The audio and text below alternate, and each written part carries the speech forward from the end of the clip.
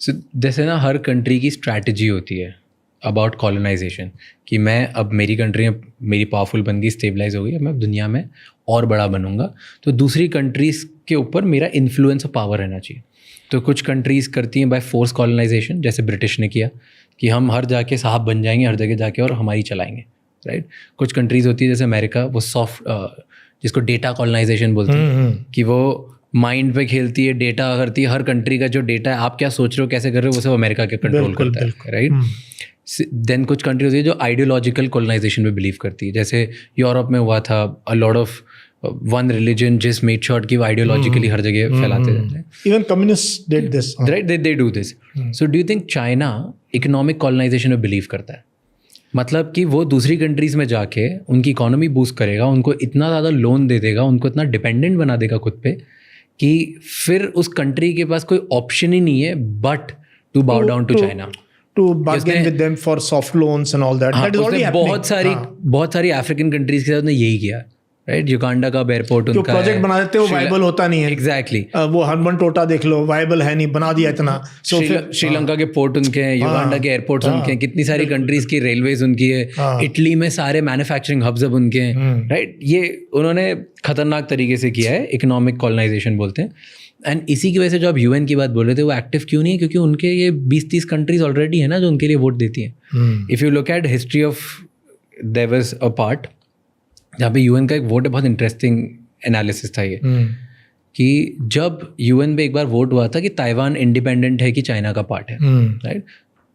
Decades अगो सबने independently race किया था, कुछ कंट्रीज ने बोला चाइना का पार्ट है, बाकी मैक्सिमम मेजॉरिटी ने बोला कि चाइना का पार्ट नहीं है, they are independent.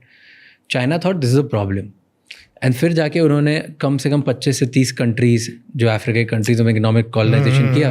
And recent जब वोट हुआ, वो सारी कंट्रीज जिन्होंने नो बोला था सबने यस बोला, क्योंकि वो चाइना से समवे इकोनॉमिकली कंट्रोल्ड है। तो जो चाइना का फेवर है वो countries are majority of them are voting for China. So do you think that's their plan? They have also lifted millions of people out of poverty. अभी और करना है, yeah. And their economy will sustain if they continue to be the manufacturing hub of the world. True. अगर उनका सामान बिकना बंद हो गया, चाइना कोलैप्स हो जाएगा. So they need to have economic dependencies. Plus वो इसलिए they look for wherever there are poor countries, but chances of China sending military there, aircraft there, bombing people, China will never do that. They are okay. वो तालिबान के साथ भी दोस्ती उनकी सही है और डेमोक्रेसीज के साथ they are okay to talk. जहाँ इकोनॉमिक बात करेंगे, they were the first to shake hand with Taliban. When everyone left, even we left from Kabul, China ने तो they increased the size of their embassy in Kabul. They brought in a more experienced ambassador. They took Taliban to Beijing. सबसे पहले उनको वहाँ tour कराया उन्होंने. So they already signed many agreements. They are okay. तो उनका बस वही है. You can call it economic colonization, economic dependencies, or to sustain the large factories and the cities, the infrastructure they build is, I don't know, human history में ऐसा कभी हुआ नहीं है. So are you telling कि China ने इतना infrastructure बढ़ा दिया है खुद का कि उसके पास चॉइस नहीं है, it's there need to go out in other countries and make them dependent and keep selling. तो उनके लोग सफर करेंगे. हाँ, keep selling everything now is. It's more of a need for my big infrastructure than my need for power. हाँ, they don't see power the way America sees power. हमें power. America कैसे देखता है पावर? वो तो they just go and bomb you और change regime change कर देंगे. What do America like? What do you think America को क्या चाहिए?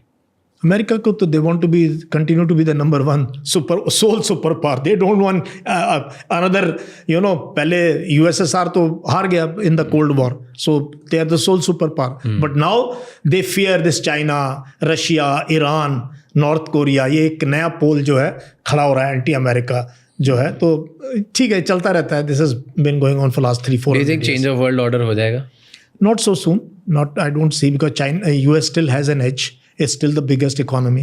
चाइना को बहुत वक्त लगेगा, और जब वो वक्त लगेगा वहाँ तक पहुँचने में अमेरिका के साथ, तब तक क्या लोग वो टोटलिटेरियन रेजिम में रहेंगे या इम्प्लोजन होगा, डेमोक्रेसी मांगेंगे, फेसबुक और ट्विटर आएगा, मतलब बोलने की वो आएगी. तो ये बड़ा how the communist party manages this.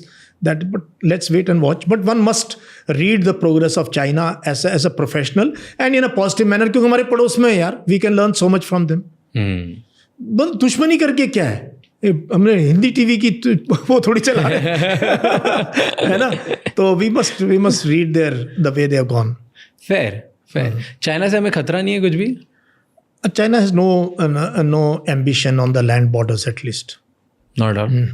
I don't think they're. In fact, so what is this? ये लद्दाख वद्दाख में जो छोटी मोटी चीजें कर रहे हैं. this when it starts, we don't know where it started, how it starts. Otherwise we are talking to them. We have hotlines with them. We have excellent military to military. We have excellent relations with them. Excellent. मतलब there is no animosity जो हमारे पाकिस्तान के साथ है. But this event just went out of hand. Somebody should write on it how it happened and all. And क्यों हुआ, कैसे हुआ? We don't know much about it. Why it happened?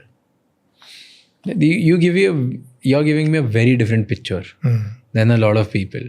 A lot of people see China as an enemy. Yashmore will always give you a different picture.